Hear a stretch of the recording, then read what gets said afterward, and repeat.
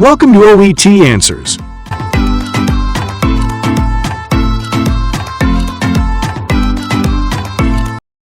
Occupational English Test. OET Answers Practice Test, Listening Test. This test has 3 parts. In each part, you'll hear a number of different extracts. At the start of each extract, you'll hear this sound. You'll have time to read the questions before you hear each extract, and you'll hear each extract once only. Complete your answers as you listen. At the end of the test, you'll have 2 minutes to check your answers. Part A. In this part of the test, you'll hear 2 different extracts. In each extract, a health professional is talking to a patient. For questions 1 to 24, complete the notes with information you hear. Now, look at the notes for Extract 1.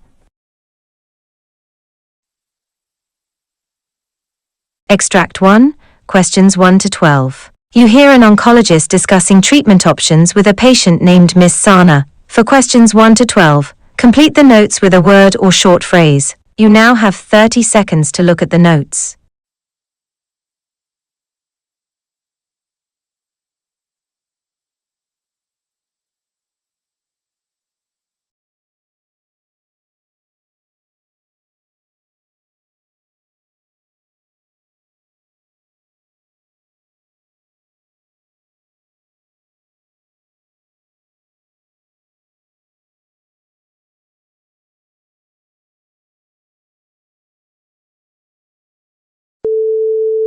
Good morning, Miss Sana. It's nice to see you again.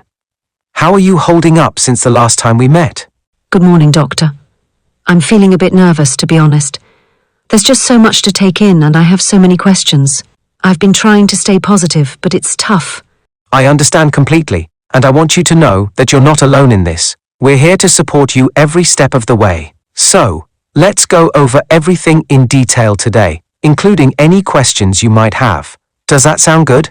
Yes, thank you. That would really help. Great. So, based on your recent biopsy, we've confirmed that you have early-stage invasive ductal carcinoma. This is the most common type of breast cancer.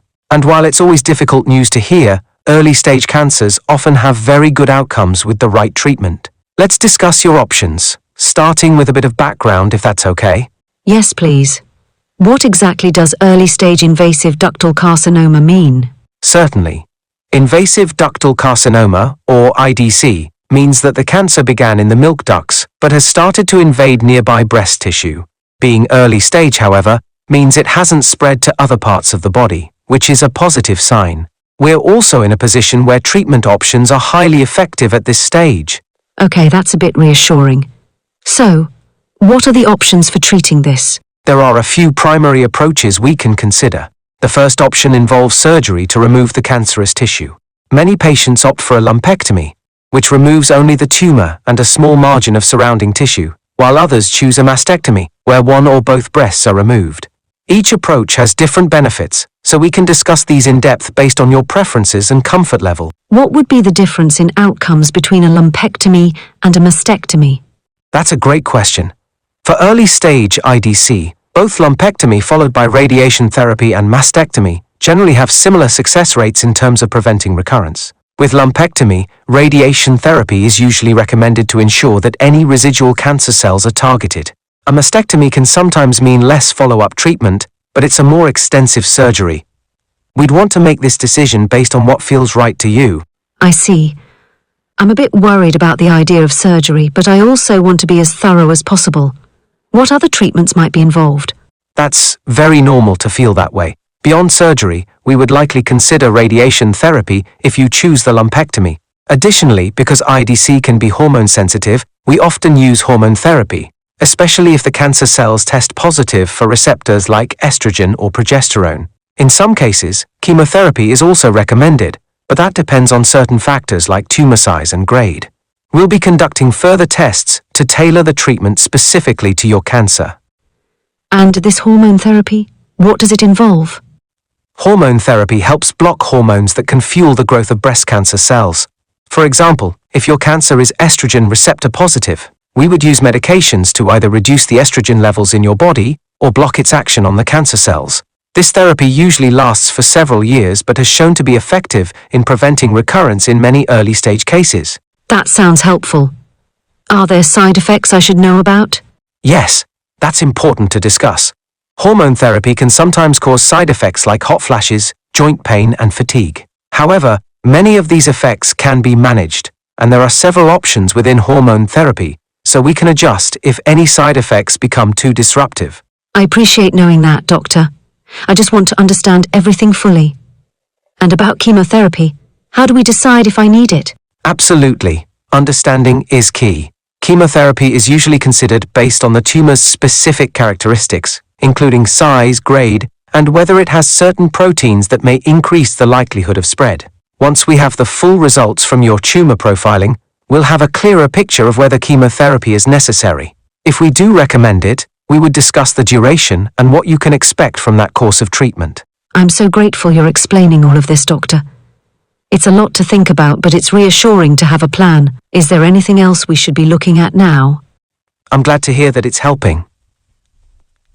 One other important aspect of early-stage breast cancer is genetic testing, especially for mutations in BRCA1 or BRCA2 genes. Knowing if you carry one of these mutations could help inform us on whether additional preventive steps might be beneficial, both for you and any family members. We can discuss whether genetic counseling and testing would be something you'd want to consider. I didn't realize that could affect my treatment. I'd be interested in learning more about the testing and if it's necessary for my children too. Yes, that's a valid consideration, and we'll provide support through the entire process if you choose to explore that. I'll refer you to a genetic counselor who can provide you with more details and guide you through the steps. Thank you so much, Doctor. This helps me feel more prepared. Even if it's overwhelming, I feel like I know what I'm facing now, at least. You're very welcome, Miss Sana. Please remember that we're in this together, and we'll make sure you're supported at every step. We'll schedule follow-ups to check in on your progress and adjust as needed. In the meantime, feel free to reach out with any questions or concerns.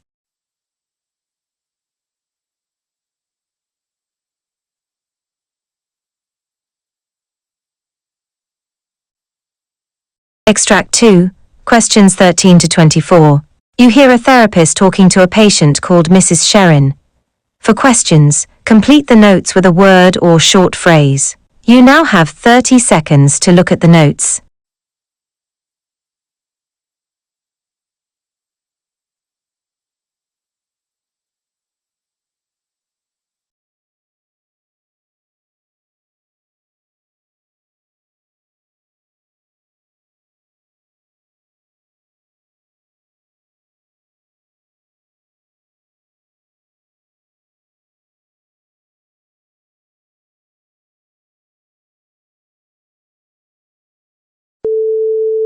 Hello, Mrs. Sherin.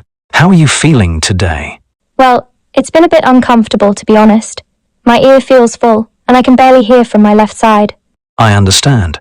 That full, blocked sensation can be very frustrating. Today, I'll be assessing your ear health and discussing how we can address the earwax buildup that seems to be causing this blockage. How does that sound? Sounds good. I hope we can get rid of this feeling soon. Let's start by talking a little about the symptoms you're experiencing. How long have you been feeling this blockage in your ear? It's been about 3 weeks now. At first, I thought it was just some water trapped after a shower, but it hasn't gone away. I've also noticed that sounds are muffled, and there's this weird pressure in my ear. That sounds uncomfortable. Besides the pressure and muffled hearing, have you noticed any pain ringing in the ear or dizziness? A little ringing at times, but no pain or dizziness. Mostly it just feels like my ear is stuffed up. Thank you for clarifying. Based on what you've described, it does sound like earwax buildup could be the cause of these symptoms. Earwax can sometimes accumulate and harden, creating a blockage that impacts hearing and causes discomfort. Yes, that's exactly how it feels. Is this common? Yes, it is quite common, especially when earwax naturally builds up faster, or if cleaning habits inadvertently push wax deeper. But the good news is that we can help alleviate it. I'll take a closer look at the ear and check for any visible blockage. Just as we suspected, there's a significant buildup of wax in your left ear. It appears to be quite dense, which would explain the blocked sensation and muffled sounds. How do you feel about exploring options to clear this blockage? I'd be relieved. Anything that can help me hear better. Absolutely. There are a few options we could consider. One method involves using ear drops to soften the wax. These drops contain oils or hydrogen peroxide, which can gradually dissolve the earwax over a few days. You would apply a few drops, let it sit for a few minutes, and then let it naturally drain. This is a gentle, non-invasive approach. So, I wouldn't need to do much, just use the drops? Exactly. You may need to repeat it a few times a day, but it's quite simple. Now, if the drops don't provide enough relief, there's also the option of ear irrigation, a procedure we can do here. We gently flush the ear canal with warm water to dislodge and remove the wax. Does it hurt? It's generally comfortable, though you may feel a bit of pressure or tickling during the irrigation. We'd adjust the flow to ensure it's as gentle as possible. Many patients feel immediate relief after this treatment. That sounds promising. I wouldn't mind trying the drops first though if they're gentler. A great choice. Starting with ear drops is often an effective way to soften the wax, making it easier to remove naturally or with minimal intervention later. I'll also provide instructions on how to use the drops and what to expect as the wax begins to loosen. Thank you. Is there anything else I should do while using the drops? Yes, good question. Try to avoid using cotton swabs or inserting any objects into your ear, as they can push the wax deeper. You can also sleep on your opposite side to allow the softened wax to drain more naturally. Makes sense. I usually use swabs, but I can stop if it helps. Perfect. Stopping the use of swabs can actually help prevent future blockages.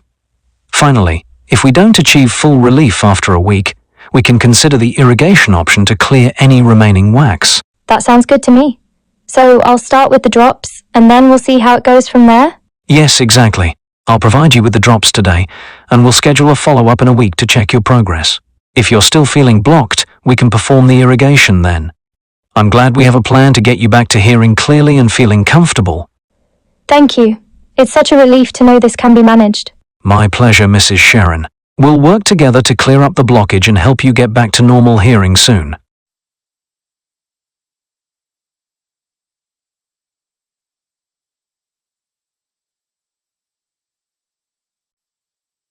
That is the end of Part A. Now look at Part B.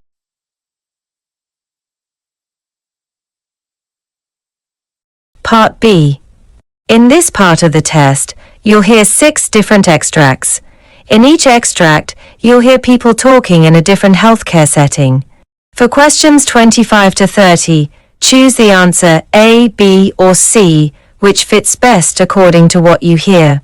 You'll have time to read each question before you listen. Complete your answers as you listen. Now look at question 25. You hear part of a medical research symposium where a topic is being discussed. Now read the question.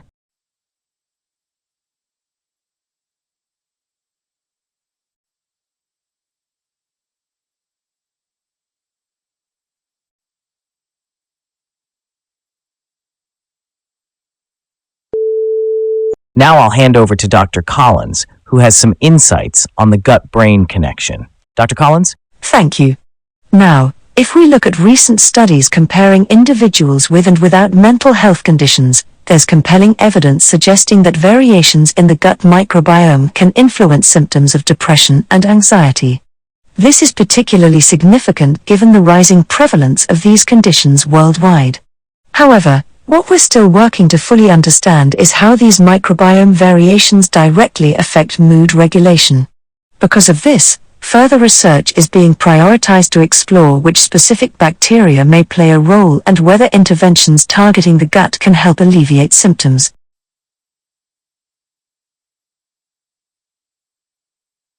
Now look at question 26. You hear a fitness trainer briefing a colleague about a new client's exercise concerns. Now read the question.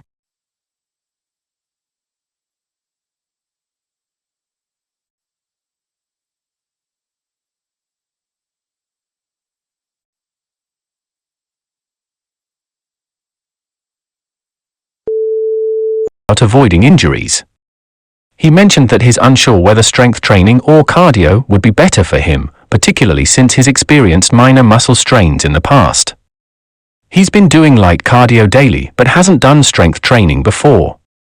I advised him on some gentle warm-ups and stretches to help prevent injuries. Given his lack of experience with weightlifting, I'm planning to suggest a beginner strength program and monitor his progress closely. I'm going to consult with our physiotherapist about any additional precautions he might need.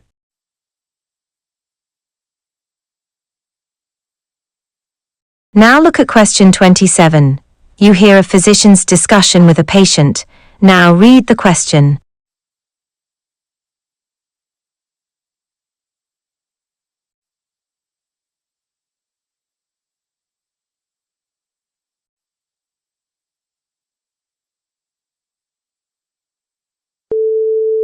Mr. Thompson, I see you've been maintaining good control of your blood sugar levels, but I understand you've started to experience more discomfort related to your neuropathy. Yes, and since it started getting worse, the team has tried different medications, but the symptoms haven't improved. I see.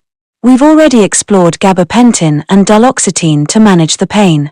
Now, I want to have a conversation with you about your treatment preferences if your complications become more severe. I've thought about it, especially after talking with my wife. I don't want any aggressive measures like dialysis or intensive hospital stays. All right, that helps me understand your wishes better.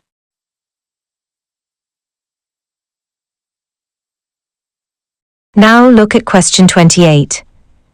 You hear a nurse asking a colleague for help with a patient. Now read the question.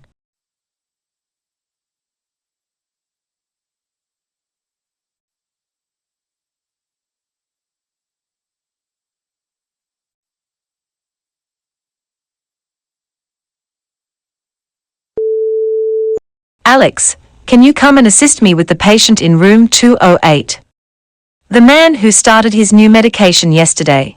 Sure, I noticed he had a mild rash this morning. Has that spread or changed in any way? Yes, and he's feeling quite anxious about it now. I'm considering switching his medication, but want to ensure we monitor him closely. Have you checked his chart for any additional allergies?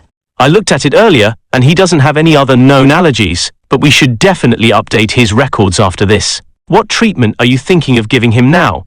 I'll probably start with an antihistamine to manage the reaction. We should keep an eye on his vitals and see if he needs anything stronger. Agreed. He might need some reassurance before we proceed.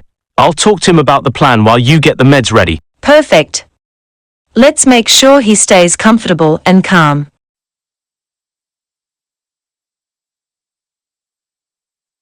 Now look at question 29. You hear a healthcare consultant talking to a board of directors about recent changes in the healthcare landscape. Now read the question.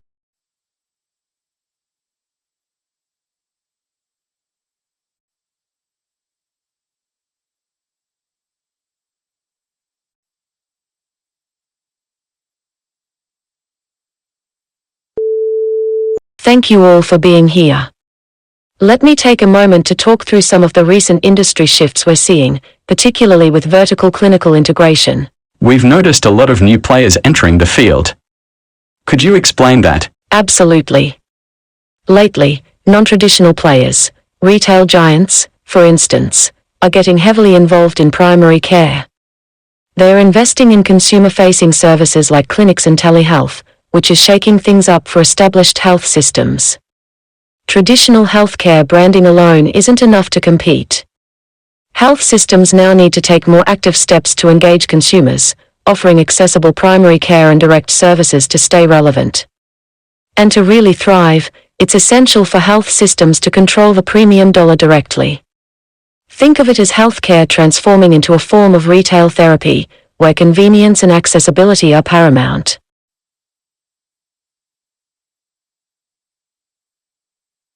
Now look at question 30. You hear a healthcare manager and a community outreach nurse discussing a health equity initiative. Now read the question.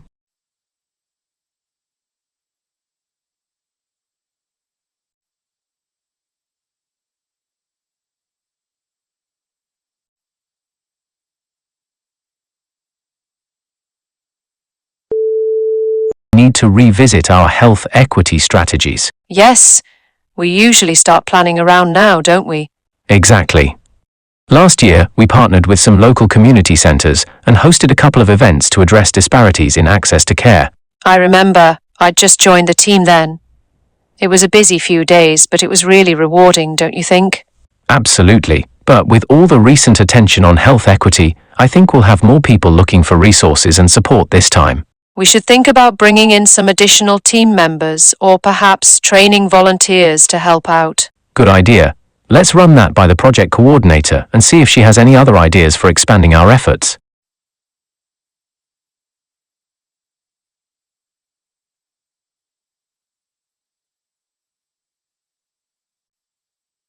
That is the end of Part B. Now look at Part C.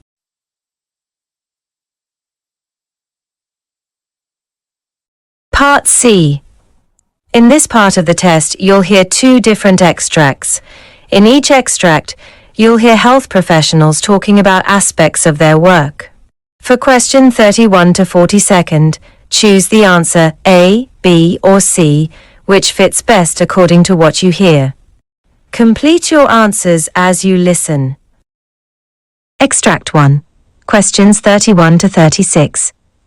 You hear a presentation by a specialist renal nurse called Joanna Clark, who's talking about her work with kidney disease patients. You now have 90 seconds to read questions.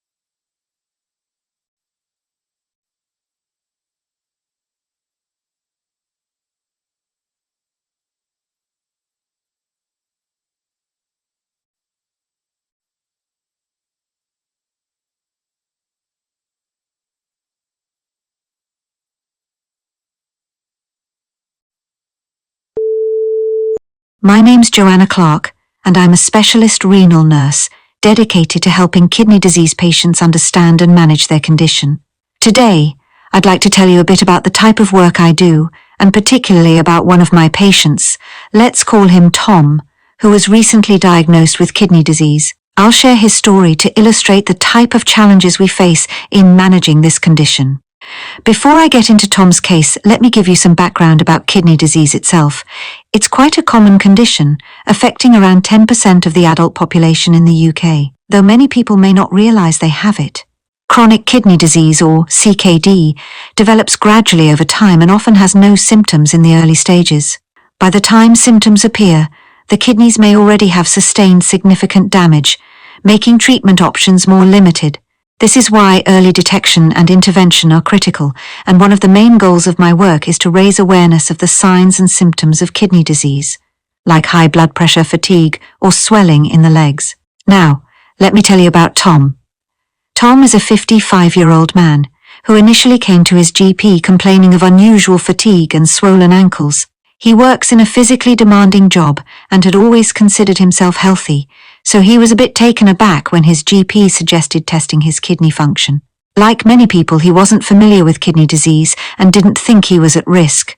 But a blood test showed that Tom's eGFR, that's the estimated glomerular filtration rate, a measure of kidney function, was lower than normal, prompting his GP to refer him to a specialist renal clinic. At the clinic, Tom went through further testing, including urine tests, blood pressure monitoring, and an ultrasound. These confirmed that his kidney function was declining and he was diagnosed with stage 3 CKD, For Tom, the most challenging part wasn't the tests themselves, but dealing with the emotional impact of the diagnosis. He felt healthy otherwise, so learning that his kidneys were in decline was a big shock. When I met Tom for the first time, he was understandably anxious and full of questions. I explained the stages of CKD to him, from stage 1, where there's mild kidney damage, to stage 5, which is kidney failure. I also clarified that while CKD is a progressive disease, the rate of progression can vary greatly from person to person, depending on factors like lifestyle and management of underlying conditions such as diabetes or hypertension. In Tom's case, we identified high blood pressure as a likely factor contributing to his kidney issues. One of my key roles with patients like Tom is to help them understand the lifestyle adjustments that can make a difference. I explained the importance of a kidney-friendly diet, which limits salt, protein, and certain minerals like potassium and phosphorus. Tom found the diet restrictions a bit overwhelming at first, especially as he's always enjoyed a lot of meat and salty foods. But after talking it through and getting some guidance from a dietitian, he gradually started making changes to his eating habits. For patients with CKD, another vital aspect of management is keeping blood pressure under control. High blood pressure can worsen kidney damage, so Tom was prescribed medication to help manage it. I advised him to keep track of his blood pressure at home and to aim for regular physical activity to support his overall health. He found this advice helpful and has been checking in regularly with me to discuss his progress. As CKD progresses, some patients may eventually require dialysis, a treatment that helps filter waste products from the blood when the kidneys can no longer do so effectively. I introduced Tom to the idea of dialysis, though he isn't at that stage yet. I find that many patients feel apprehensive about the concept of dialysis, which is understandable. For Tom, I emphasized that dialysis is not an inevitable outcome for everyone with CKD. With the right management, there's a chance he may never need it. What I found in my work is that the psychological aspect of managing CKD is just as important as the physical. Patients like Tom often need someone to talk to, someone who understands what they're going through and can help them process their emotions. I make sure that patients know that we're here to support them, not only in clinical terms but in coping with the life changes that come with kidney disease. For Tom, this support has been invaluable. He says he feels less alone knowing there's someone on his side. In my experience, community clinics like ours are crucial in helping CKD patients manage their condition over the long term. We monitor their health, provide regular advice, and encourage them to stay proactive about their well-being. Ultimately, our goal is to empower patients to make lifestyle changes that support kidney health and to give them the tools they need to stay as healthy as possible for as long as possible.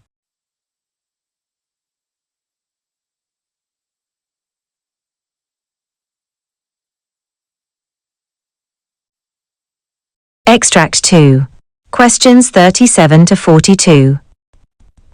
You hear Dr. Carter giving detailed presentation on lifestyle-based interventions for type 2 diabetes. Now, read the questions. You now have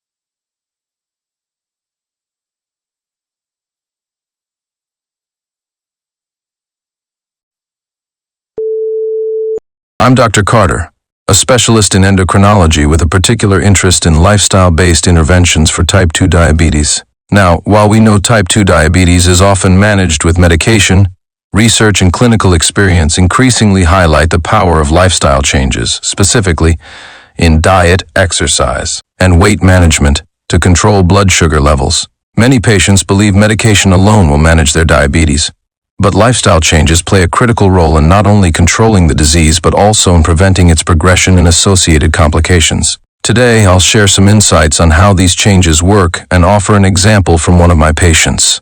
First, let's talk about diet. A lot of people think managing diabetes only involves cutting out sugar, but it's far more complex than that. A balanced, low-glycemic diet that includes lean proteins, fiber-rich vegetables, and whole grains can stabilize blood glucose levels and prevent spikes that lead to complications over time. It's especially important to avoid refined carbohydrates, things like white bread, pastries, and sugary drinks, as these are quickly converted into glucose. Studies show that such dietary changes can reduce A1C levels by as much as 1% to 2%, which is clinically significant for diabetes management. People often overlook the impact of what they're eating on their long-term health, but for someone with type 2 diabetes, diet is the first step towards stability. Exercise, too, is often underestimated. It's not just about burning calories, it's about improving insulin sensitivity, so that the body can use insulin more efficiently. For people with type 2 diabetes, this can mean the difference between needing more medication and achieving stable blood sugar levels with minimal medication. Ideally, we recommend at least 150 minutes of moderate intensity activity per week. That might sound daunting, but it's achievable with simple lifestyle adjustments, like walking after meals or even doing household chores. Every bit helps in reducing blood sugar levels and supporting cardiovascular health, which is especially important given the higher risk of heart disease in people with diabetes. Weight management is the third critical element in managing type 2 diabetes. There's a strong association between obesity and insulin resistance, and just a 5 to 10% weight loss can result in significant improvements in blood glucose control. However, we know that weight loss isn't easy, particularly for individuals with diabetes who may have had long-standing weight struggles. For this reason, I emphasize small, realistic changes rather than drastic diets. We often introduce behavior-based strategies, like mindful eating, which help patients develop a healthier relationship with food and enable them to sustain changes over time. Now, all these lifestyle changes might seem overwhelming to a newly diagnosed patient. Take David, for example, a patient of mine who was recently diagnosed with type 2 diabetes. He's in his early 52s and came to me feeling anxious about his diagnosis, worried it would limit his lifestyle. David was particularly surprised when I recommended that he avoid processed foods and prioritize exercise, as he assumed that simply taking his prescribed medication would be enough to control his condition. But he quickly saw the difference lifestyle adjustments made when he committed to a regular walking routine and began cooking more meals at home. Within 3 months, David noticed improvements in his blood sugar levels, and he felt more energetic overall. Another critical point we discussed was blood glucose monitoring. David was initially resistant, feeling that testing his blood daily was an inconvenience. However, I explained that regular monitoring helps patients understand how their bodies respond to different foods, activities, and stress levels. When David started monitoring his levels more frequently, he began to notice patterns, like how his blood sugar would spike after a high-carb meal, or how a short walk after dinner helped keep his levels steady. This gave him the confidence to make informed choices and avoid situations that could lead to dangerous fluctuations. I think it's crucial for patients like David to understand that type 2 diabetes is a progressive condition, but progression isn't inevitable. Lifestyle changes can delay or even prevent many of the complications we commonly see, like nerve damage, vision loss, and cardiovascular disease. By taking an active role in managing his condition, David reduced his dependency on medication and took back control of his health.